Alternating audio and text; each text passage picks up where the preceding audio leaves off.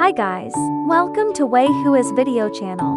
The SJ5 series centralized control switches feature a sleeve type and detachable plug and play design, offering plug and play functionality.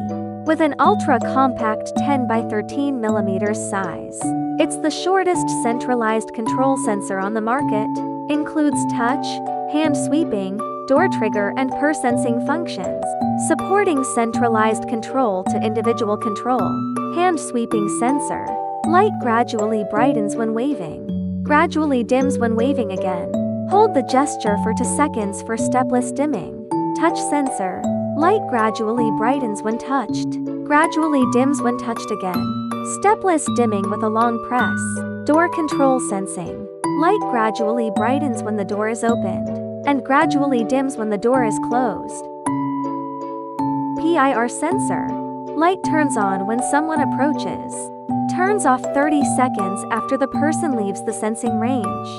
Supports surfaced mounting and recessed mounting. Centralized control switches are suitable for various home lighting scenarios. Thank you for watching this video.